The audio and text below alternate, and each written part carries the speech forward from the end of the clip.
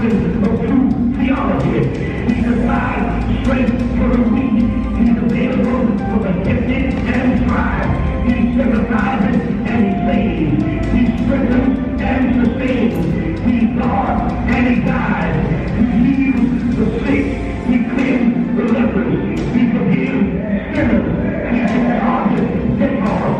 He delivers the captives. He defends the people. He blesses the young. He serves the unfortunate. He rewards the aged. He rewards the diligent. And he revives the weak. That's my name. He's indescribable. His life is matchless. His goodness is limitless. His mercy is everlasting. His love never changes.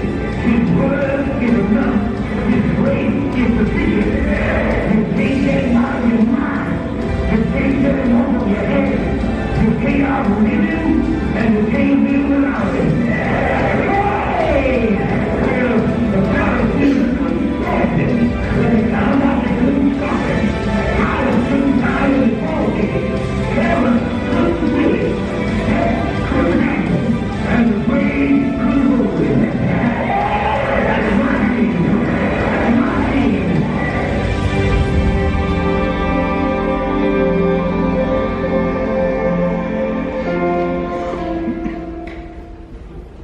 When you listen to that guy preach that way, I think you really don't need to say much more, am I right, about who Jesus is. But we understand that on Easter, it's okay to be skeptical. Did you know that? Did you know that on Easter, there were a lot of people who were skeptical? Like, we have many people today in our city and in our nation and in our world that are skeptical. And sometimes as Christians, we kind of hold them at arm's length and say, why can't you just have more faith? Why can't you just believe more? But can I tell you something? Jesus was surrounded by skeptical people, and he didn't push them away. He invited them to the table. There was even one of his disciples. His name was Thomas. We know him as Doubting Thomas because he doubted. And he said, after Jesus rose from the grave, I won't believe it until I see the wounds in his hands and his feet. And then Jesus shows himself, and of course Thomas says, well, he believes. It's incredible, right? Now, I think that on Easter Sunday, when it's on April 1st, which is one of the biggest prank days of the year, I think that the ladies would have a hard time convincing the disciples that Jesus had really risen. Can you imagine that?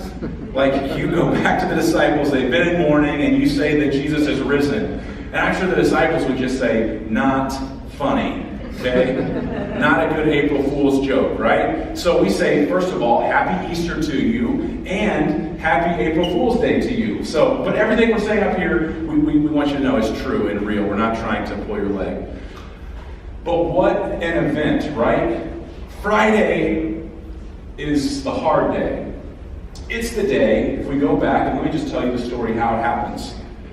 Jesus is given over by his follower, Judas. Judas goes and he tells the chief priest, and he gives up Jesus' location and gives him up completely for some silver. And then they come and they arrest Jesus, and as they arrest him, Peter tries to stop and cuts off an officer's ear, and Jesus says, stop, you have no idea what you're doing, get behind me, Satan, right? All this is happening. Jesus is arrested, and he's taken in front of the rulers of the day. And here's the interesting thing. Jesus went before the Jewish leaders, and they couldn't find fault in him. Then he goes before the Roman leaders, and they couldn't find fault in him. So it was back and forth. Where eventually, here's what's so interesting about the death of Jesus. Eventually, they leave it up to the people. They leave it up to the opinions of the people to decide who they'd rather have free. They'd rather have Jesus be free, or they'd rather have this man named Barabbas be free. Because honestly, the rulers of the day were saying, I'm going to wash my hands of this. I don't want to make this decision because I don't find any fault in him. I mean, all Jesus had done was heal people, feed people, speak to people, love on people, have dinner with sinners. You name it, he was doing it. The one thing that the Jews couldn't stand was that Jesus claimed to be God. He claimed to be Fully God and fully man. And so they couldn't stand that. That was blasphemy. That was heresy and punishable by death. And so eventually the decision is left up to the people. It's left up to people like you and me. And I kid you not, it was almost as if they were asking for an applause meter at a comedy concert. Who do you want free? And they signaled Jesus, and it was boos. Crucify him, crucify him, crucify him. And they began to cry out, free Barabbas. Who was Barabbas? Barabbas was a man who led an insurrection, a rebellion, and he was guilty of murder in that rebellion. So here's a man who rose up against the government, killed in doing so, and the people wanted him free. Crucify Jesus and free Barabbas. It's a conscious decision. It was a big choice. But of course, we know that that was the game plan all along for Jesus. And then Jesus goes before and they say, fine, the sentence is he'll be crucified. And so they beat him and they flog him and they whip him and they do it out in front of everyone. And then they bring his cross and they say, you're going to carry your cross up to Golgotha, the place of the skull. The Roman government, they knew how to stop crime. I mean, it takes you one time to see someone nailed to a piece of wood hanging 12 feet in the air for you to think, I won't do wrong today. And they wouldn't just kill you for killing, they'd kill you for claiming to be someone, for stealing, for doing anything that remotely could have been against the government. They would crucify you for it. So it was a deterrent of all deterrents. We don't see that today. So Jesus climbs this walk, and he's so weak, and he needs water, and he can't have any, and all of a sudden he drops down, and a friend comes out and carries the cross all the way for him. But Jesus is so determined. Do you know something about the very act of Jesus dying was not him letting us do it to him. He was determined to die for us. He was more determined than we're determined. He's determined to die for us. And so he goes to the top. He's laid on a piece of wood. They mock him by putting a sign at the top of his cross that says, King of the Jews. And they nail him to it. And they lift the cross, put it in its place, and then they continue to mock him. And they say when he's nailed there, they have the audacity to say, if you're really the King of the Jews, if you really are the God of gods, if you're the Lord of lords, then why don't you just pull the nails out and come down? At that moment, if I was Jesus, I would have pulled the nails out and I would have thrown it at him. Good thing I'm not Jesus. So he's hanging there. That should have been an amen of all amen. Thank you. So he's hanging there. And even on the cross, even as they've mocked him, beaten him, and crucified him, he has the audacity to pray on behalf of them. And he says, Father, forgive them, for they know not what they do.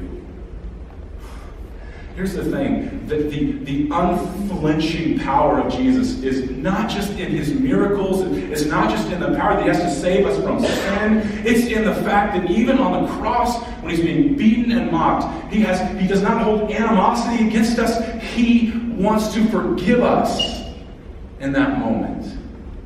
Even one man beside him on the cross says, you truly, Lord, I want to be with you today in paradise. And Jesus says, it will be as you say, you will be with me today. And on the cross, he breathes his last breath right after saying, God, why have you forsaken me? Why have you left me? Why is this mine? And then he says, it is finished. He breathes his last, and he dies. They stick a spear in his side just to make sure that the storm was coming. He's fully dead. And so they take him down off the cross, and there was a disciple who had volunteered his tomb to bury Jesus in. And I love disciples because some disciples are like Peter and they're super radical and super for Jesus. And then there's some disciples at the very beginning of the stages named Joseph of Arimathea who had Jesus' body come down into his tomb. And Joseph of Arimathea is a part of the Sanhedrin, the religious right? And he says, I'll take Jesus' body. And he's described as a disciple who did his following in secret. You ever been there? You ever been a follower in secret where like you're starting to follow Jesus, but it's kind of hurting your reputation? So you don't tell everybody, you don't share the gospel everywhere because you're a little bit nervous of how it's going to be taken. And so you're kind of a disciple in secret. Well, it's possible to be. Joseph of Arimathea is a good example. He takes Jesus' body and he puts him in a tomb. And the Roman government, the Jewish leaders were very, very aware that the prophecy was that he was going to rise from the dead. And so they rolled this huge stone over the tomb. And it would have dove into a little ditch so that you couldn't move. It's not like it's gonna roll down and you're gonna be able to push it out. This huge stone after he's laid in the tomb, and they put guards over the tomb. Do you know how many prisoners that day, how many people who were crucified had guards surrounding their tomb? Not many, if any. Why do you need to protect people that committed crimes and were crucified? I mean, they're fully dead. They're weak. And yet they sent guards to guard this tomb. And of course, you know where his followers are at this moment. They all abandoned him. Judas turned him over. Peter denied that he even knew him 3 different times. Right after Jesus warned him, you're going to deny me 3 times.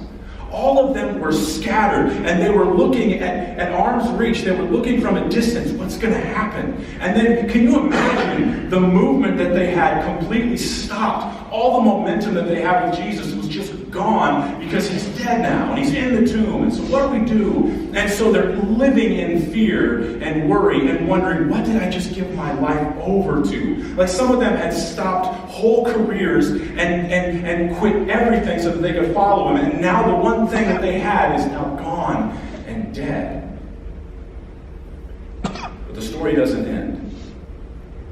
Because as you know, on the 3rd day, between 2 and 5, it's not necessarily 2. I think there's more than 2 ladies that are off to the tomb, and they've got spices because they're going to prepare the body so that it doesn't rot and decompose too horribly bad. And on their walk, if you can imagine, I mean, this isn't something that they're looking forward to doing. It wasn't something that they were supposed to be doing. And so they're filled with grief and sadness, but they're going to do it. You ever notice, like, women are stronger than men? You know what I'm saying? Amen. Here we go. 2. They're taking their grief and they're going to go act upon it. They're going to put these spices on his body and prepare it so it doesn't decompose. And as they get to the tomb, that giant stone was rolled away. And they walk into the tomb. I would imagine their breathing was increasing, getting more rapid. Their heartbeat was rising because what they'd seen a few days before was a tomb that was covered and now it's open. What happened here? They walk into the tomb and where the body was laying, nothing lays there. And there's an angel that says, bone-chilling words. He is not here. He is risen. What do you even do? The angel says, go and tell the disciples. Let them know what you've seen. And so they go back and they say, he's not there. He's risen. We heard it. He's here. He's alive. It's Jesus. He's back. What a day. And slowly, one by one, Jesus shows up to his closest followers and friends and family. And I just can't even imagine being in their community, in their group, about how much momentum was lost, but now how much momentum was found. It's incredible. And honestly, I think it's the weirdest thing that I believe as a Christian. I even talk to people who are rational or skeptic. And I'm like, wait, like, they ask me, like, so you believe someone actually rose from the dead? And I'd say, yes. Like, that's... As a Christian, yes. If I didn't, I'm not a Christian. So yes, as a Christian, I believe this man who was crucified, this man who was dead, rose from the dead. And think of the implications of that. If that's true, which I believe it is, doesn't it change everything, not just for Jesus and his followers, but for you? that a man would rise from the dead. And here's the beauty of it. Here's where we're going to start to get into the Scripture. The Gospels, Matthew, Mark, Luke, and John, tell us observations. It tells us that Jesus rose from the dead. It tells us that Jesus was crucified. It told us that Jesus was born of a virgin. It tells us that he lived this perfect life. But here's what it doesn't always answer for us. It doesn't necessarily get into the really big question of what actually happened that day. He died. He was buried. And he rose from the grave. But what does that mean? Because in the Gospels, it's more of an observation. I saw this. It took place. Here's what happened. Eyewitness account. But later on, we find out the spiritual significance of what actually took place that day. 2 Corinthians chapter 5, verse 21 simply says this. God made him who had no sin to be sin for us, so that in him we might become the righteousness of God. God made him.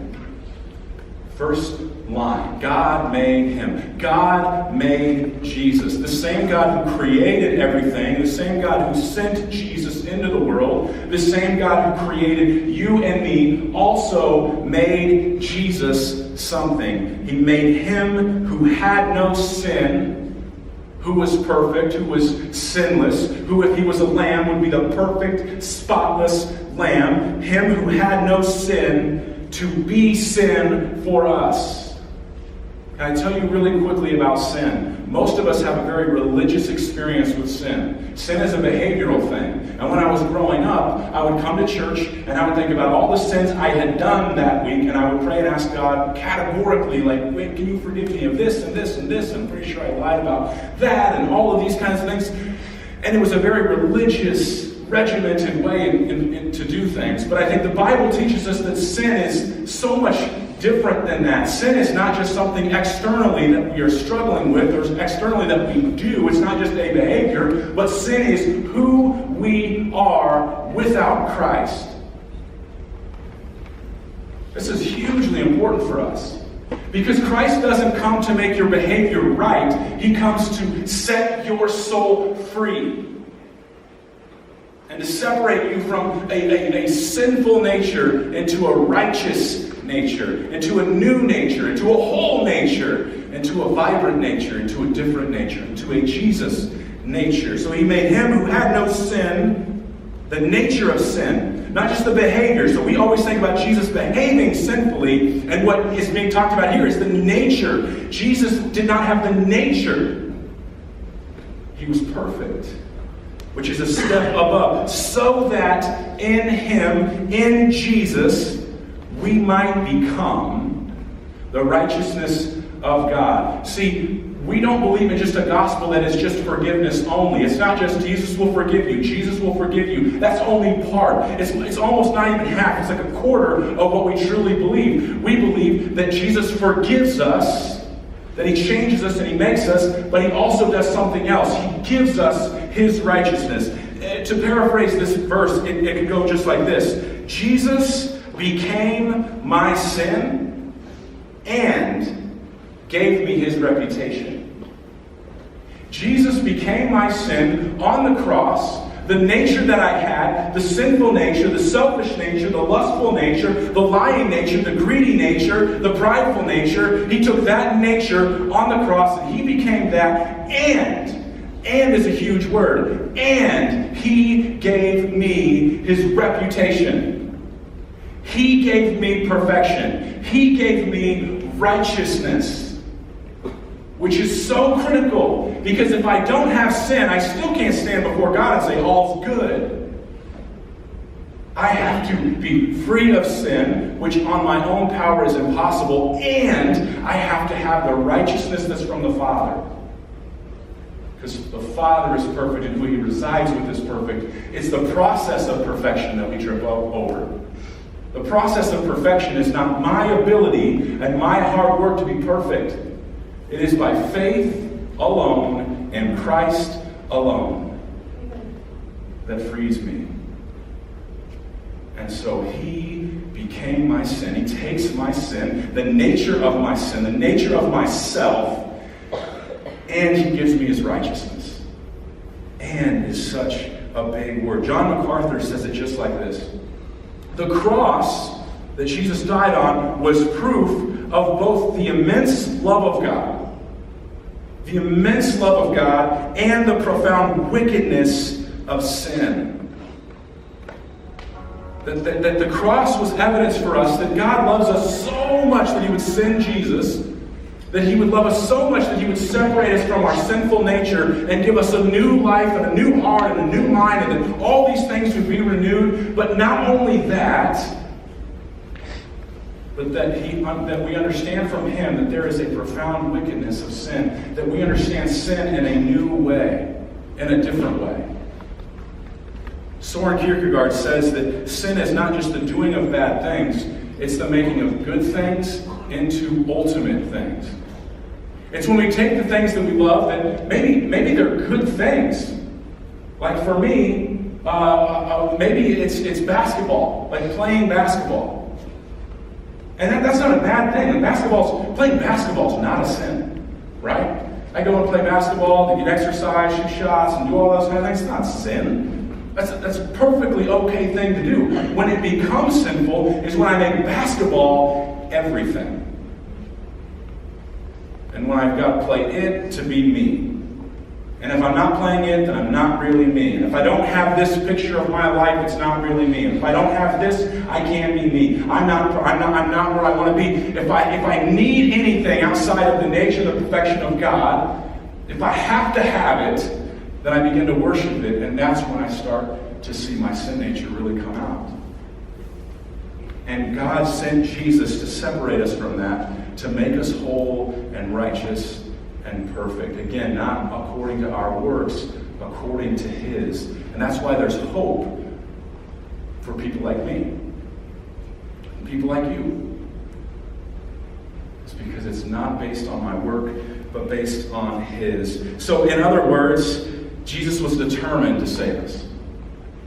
Jesus came after us. Jesus was for us. Jesus wanted to show us how badly he wanted to save us, right? So this is amazing. He could have stopped at any point along the way when things got hard, when he was beaten, when he was wrongly accused, when he was taken to the cross and nailed to it, when he was getting ready to die. He could have stopped any of it and showed us really who he was in those ways. But he didn't. Because there was something beyond that. There was something more important. There was something more whole and more right that he was doing. He was determined to save us and determined to redeem us. He knew his task. He knew his mission. And he was committed to it to the very end. But truly to understand this story, we need to go back before Jesus dies. We need to go back before he dies and before he's resurrected, back to a story in Mark chapter 8. Let me just read this. Jesus and his disciples went on to the villages around Caesarea Philippi. On the way, so when you're with Jesus, you do a lot of on-the-way teaching. When you're around people, you do a lot of on-the-way behavior. Like you start to act like people that you're on the way with, that you're interacting with, that you're around. And so when Jesus is with them, on the way, he asks them, "Who do people say I am?" Jesus was like this perfection, or he was perfect at pop quizzes. Anybody love pop quizzes in here? I hated them. I think I failed all of them. They replied. They gave him the answer. Who do people say I am? Well, some people say that you're John the Baptist. Some people say that you're Elijah, this prophet of old. And still others, one of the prophets.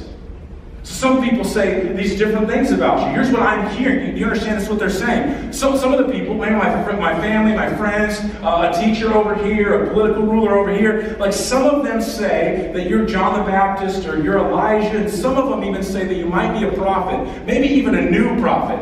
That's what some people say about you. Okay, interesting. Jesus goes on. But what about you? He asked. Who do you say I am? And Peter steps up like he often did. He answered first, and he said, "You are the Messiah." The Messiah is a word that just says it's the promised deliverer of Israel predicted in the Old Testament. It's the chosen one. It is the Son of God. This is the Messiah. You are the Messiah. And Jesus hits them with this line. Jesus warned them not to tell anyone about him yet. The story goes on, and Jesus continues to share the gospel with them. But can you imagine being in that scenario where Jesus just asked his disciples, "Who do people say that I am?" "Oh, you're this prophet. You're Elijah. You might be John the Baptist. This is what I'm hearing." But then he points the finger back and he says, "But who do you say I am?" Can you imagine when you've got a question like that asked, your scope goes to everything you've ever heard? It's not a personal question at that point. It's a very broad question. It's very general. And it's safe to answer that question. Do you understand? When someone asks me what other people think about them, I can let them know tons. Because I hear tons, right? But when Jesus singles them out and he says, "What about you? What do you say? Who do you say that I am?" That becomes personal. It's so different to answer a question by saying, "I think this." That's a dangerous place, right? Because you're going to tell someone your opinion or your belief, and you don't know how they're going to take it. And so you have to be really sure of what you believe in that moment when you answer that question. Who do you say I am? I think you're this. They think you're this. That's them. But who do you say I am? See, it happens to us today too. And I think sometimes we don't answer this question intellectually honestly. Like if Jesus were to ask me this question, I would tell him, "Well, which they are you talking about? Are you talking, so who do they say I am? Are you talking about they on Facebook, Instagram, or Twitter? Are you talking about what they say? Because here's what they say. And I don't know if I can use some of the language that they use, right, to talk about you. They would say your name like this, and I don't know if that's cool with you, but what about the media? They say this. Politicians, they say this. Atheists or skeptics, they say this. Teachers or professors, they say this. Pastors and leaders, they say this. My family and friends, they say this. My coworkers, they say this. My boss, they say this. My kids, they say this." And we can answer all of those questions honestly back to Jesus. And he would come back with the same question to us that he asked his disciples. "Okay, I know what they say, but let's cut to the clutter. And let me ask you this. Who do you say I am?" That may be the most important question of your life. It just might be the most important question of your life. And it's the one question that you don't want to sit down long enough and think to answer. You will answer all day long who they think you are. You will be swayed and persuaded by friends and close people on who they say Jesus is, but you won't sit down long enough to answer that question for yourself. Who do you say I am? Let me tell you why you don't answer that question honestly. It's the same reason that I don't like to. It's because it requires me to be 100% honest about my beliefs. I don't get to piggyback on anybody else's beliefs when Jesus asked me that. I don't get to say, "Well, Jesus, my dad said this." He comes back and he says, "But what do you say? Who do you say that I am?" "Well, my pastor says this." "Okay, that's great. That's your pastor. Who cares? Who do you say I am?" All of a sudden, around your heart, there's no more wall, there's no more safety net. There is just you answering the Lord of Lords, Jesus, "Who do you say I am?" Is that a huge question? Does it have tons and tons of implications?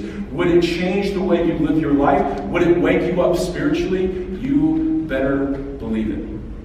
Because so often we live our lives in kind of a spiritual hypnosis where we're just walking around. We're doing things. We don't understand the purpose or the magnitude of which we do them because we struggle answering this question right here. Who do I say you are, Jesus? Because I'll see you. I'll see you this life and the next, and I will answer that question. And the way I live my life will be evidence of the answer to that question. And if I don't answer that question in my heart of hearts and in the truest way, then I just fall in line with the crowd and I just become another one of what they say. There's no piggybacking here. There's no taking elements of other people's thoughts here. There is just, who do you believe Jesus is? And there is those times when I was in school, especially in math class, where a teacher, I was off daydreaming or sleeping, and all of a sudden, they would just point me out. They'd say, Travis. They'd point to the board. What's the answer to this question? My first thing was to look around. Friends, hey, help me out.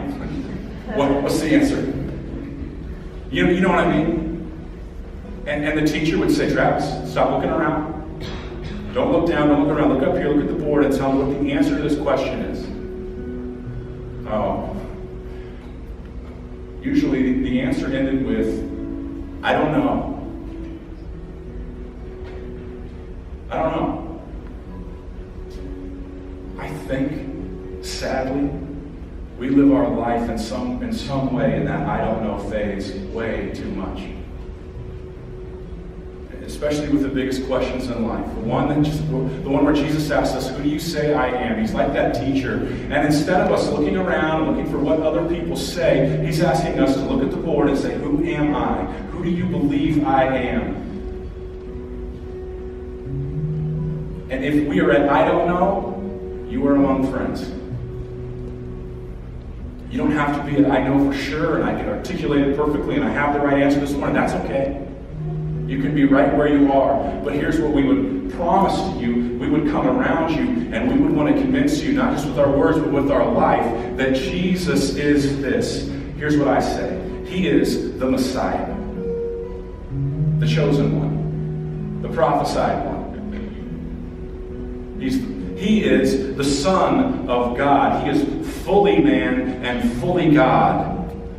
He was born of a virgin and he died on the cross. And 3 days later, he rose again. He ascended to heaven where right now today he is alive and sits at the right hand of the Father. And he intercedes every single prayer that we send up to God on our behalf. He is for us and he is with us. And he never forsakes us and never leaves us. Amen. He is my Savior and my Lord. There is enough I don't know in my life. The one I don't know that I will not give you is when someone says to me, who is Jesus? Because I can build a whole house on that. And I can raise my family on that. And I can build up my spiritual life and my eyes and my mind and my heart on that. And that's one stone that will never get moved. Everything else can be messed up. But that one answer, that one question is simply, who do you say I am, Travis? And I will repeat this over and over and over again until the day that I die and the day that I get to see the resurrected King at the end of my life. Every single day, over and over and over again. The one thing that I do know, Jesus, is I know you and the power of your resurrection. But as much as that question is for me, it's not for me because I'm a pastor or a leader. That question is for me because I am a child of God, because I'm a person on this planet. And so it's the same question that is for you. Who do you say Jesus is? That's the most important question in your entire life. Let's pray.